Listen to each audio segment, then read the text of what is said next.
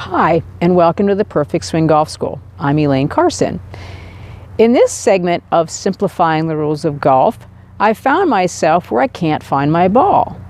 So can I look as long as I want, or is there a specified time period?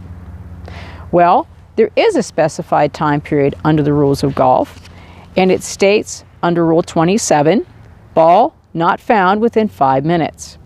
If a ball is lost as a result of not being found or identified as his by the player within 5 minutes after the player's side or his or their caddies have begun to search for it, the player must play a ball under a penalty of 1 stroke as nearly as possible at the spot from which the original ball was last played.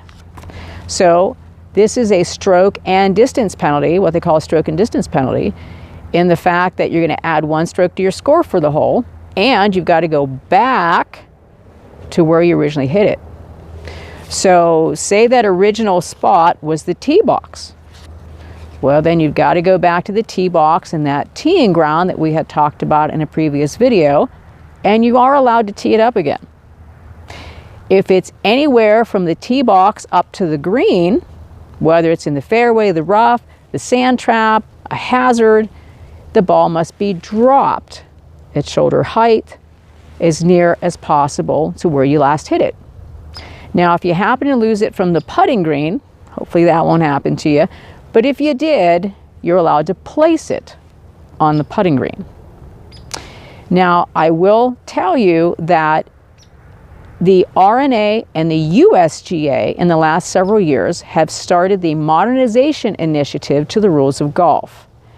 There's going to be a rule change to this January 2019.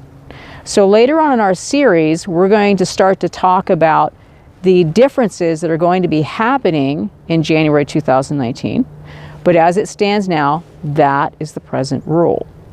So there is a caveat to this as well, that under the rule, if it says exception, if it is known or virtually certain that the original ball that has not been found has been moved by an outside agency, is in an obstruction, is in an abnormal ground condition, or is in a water hazard, the player may proceed under the applicable rule, which we'll get into all of those in some later videos.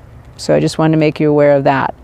So we certainly hope this helps you in your pursuit of lifelong game improvement. Thanks so much for joining us, and we look forward to seeing you at our next installment of Simplifying the Rules of Golf. Thanks.